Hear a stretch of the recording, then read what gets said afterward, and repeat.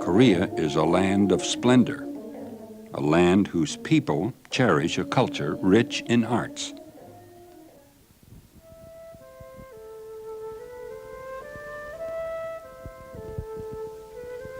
Korea, once known to the world as Chosen, is a peninsula about the size of the state of Utah. Jutting down from Asia's eastern coast, it is strategically positioned among three great and ambitious powers: Russia at the back door, China to the west, and Japan to the east. Korea is one of the oldest nations of continuous existence in the world. Her 2,000 years of written history reveal internal conflicts and outside invaders which have beaten her spirits and battered her soil.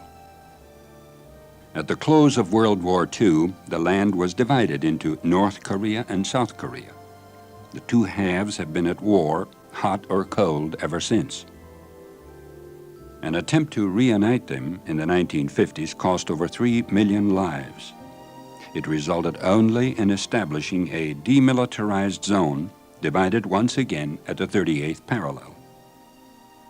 Seoul, the largest city, is located 30 miles south of the dividing border. At the close of the Korean War, its million people faced famine. But American capital and Korean energy have transformed it into a new modern center with 5.5 million people. It is one of the world's fastest growing cities. Banks, insurance companies, and office buildings press shoulder to shoulder. Western influence has brought great changes to South Korea since the early 1950s. Youth have restored the dignity of the people. Western clothing styles have become common. Actually, Koreans have become westernized in many ways, but in terms of social outlook, they have made little progress. Constant threats of subversion and infiltration hang like a dark cloud. Life seems paradoxical. On the streets of Seoul, hand-pulled carts cleverly balanced with heavy loads vie with screeching buses, harnessed oxen, and heavily laden bicycles. Across the countryside, neat straw-roofed houses set in a latticework of stone that separate the fields. Winters are bitter cold. Heating methods are very inefficient. Small 2- and 3-acre farms skirt mountain after mountain. Scarcely a quarter of the land is flat enough to farm. Without terracing, reservoirs, fertilizers, and a lot of sweat, there would not be much rice or kimchi. For millions, life goes on, little touched by the currents of change. Kimchi is the national dish served with the thrice daily rice. It is made of sliced cabbage mixed with chopped red peppers, scallions, garlic, onions, and turnips, all left to ferment in a great earthenware jar. 7 million South Koreans are Buddhists. 4 million adhere to Christian religions. Confucian philosophy has traditionally been the most widely followed set of beliefs.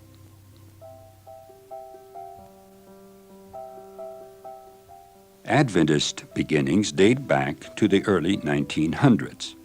The church grew steadily until the war years of the 40s and 50s, when mission properties were seized, missionaries were evacuated, and members sought refuge in the mountains. In the past 25 years, the Adventist work has expanded and grown rapidly. A beautiful new medical complex has been constructed to replace the old Seoul Hospital. The new facility accommodates 189 patient beds. There is a dental clinic and provision to handle 500 outpatients a day. Near the hospital is a new sanctuary, one of the 296 Adventist churches in South Korea, where 35,000 members worship each Sabbath. The Seoul Elementary School, with 310 students, is one of the largest in the Far Eastern Division. 6 academies throughout Korea graduate 700 students in secondary education each year. Korean Union College, located on the outskirts of Seoul, has an enrollment of over 600. For several years, student missionaries from colleges in the States have been attracted to teaching English in the Korean language schools. 2-month sessions are held 6 times a year. That's not a bad idea. That's not a bad idea. That's not a bad idea. That's not a bad idea. That's not a bad plan. That's not a bad plan. That's not a bad plan. This year of study gives the student a fairly fluent use of the English language, a mark of distinction to the Korean. Businessmen, engineers, lawyers, teachers, university students, people from all walks of life enroll in these language schools. All who are enrolled in the English sessions are invited to attend evening religious services in the chapel adjoining the classrooms. The student missionaries conduct the meetings. Jesus says, "You shall love the Lord your God with all your heart and with all your soul and with all your mind." 신약 38페이지에 있는 말씀입니다. 신약 38페이지 마태복음 22장 37절에 있는 말씀입니다. 예수께서 가라사대 내 마음을 다하고 목숨을 다하고 뜻을 다하여. The young man translating is one of the students of the English school who was converted through the evangelistic meetings. The United States military presence in Korea created the need for an Adventist servicemen center.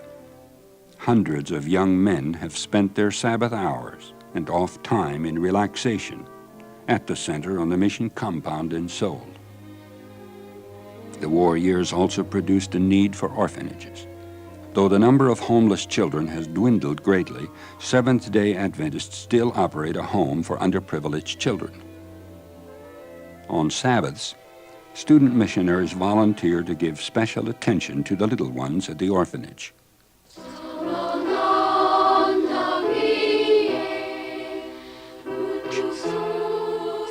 Miss Kim is the director of the Rainbow Choir. She has trained children's choirs for 15 years.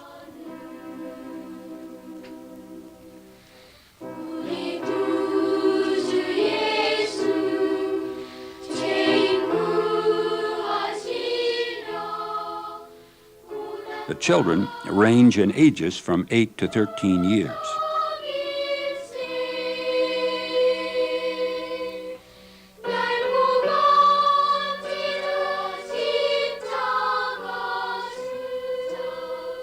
They practice Sabbath afternoons and during school vacations. Miss Kim and the Rainbow Choir are a real witness for their church.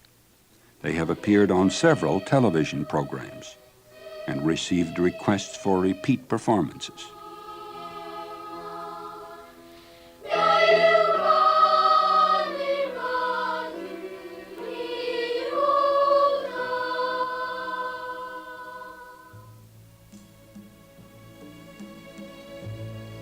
One of the places in the Far Eastern Division receiving attention of Sabbath School members this quarter is the Yongdam Samyuk High School. Inscription over the entrance is the motto for Koreans: "If we are not vigilant today, we will have no tomorrow." The school is located at Daegu in the southeastern part of the peninsula. It is the site of the original mission headquarters. For the past 9 years, increased emphasis has been placed on industrial education. Interest has been so great that 60% of the students are enrolled in vocational courses. Students accepted for specialized training must give up the possibility of college entrance for the sake of learning a trade. This is relatively new to Koreans because until recent years, people looked down on tradesmen and manual workers. But this has changed. Today, craftsmen are treated with due respect and earn good wages. Need for industrial training was envisioned by the man who now directs the school, Sung-Ki Cho. Professor Cho spent 4 years in industrial arts training at Maxwell Air Force Base in Montgomery, Alabama. In 1969, he returned to Korea and set up the vocational classes at this Adventist high school. The industrial program includes classes in metal finishing, mechanics, mechanical drawing, welding, painting, and typing. All building and repairs to the school are done by students studying these crafts. The objective sought this quarter by the Far Eastern Division is for sufficient funds to provide tools and materials to build new classrooms and other facilities to expand this training for Korean youth. Adventist young people in Korea face the future courageously. They are anxious to be trained and be prepared. Law requires all students to dress in uniform. Both girls and boys must take 3 years of military training in high school, another 3 years in college. Adventist schools offer students a training similar to the ROTC.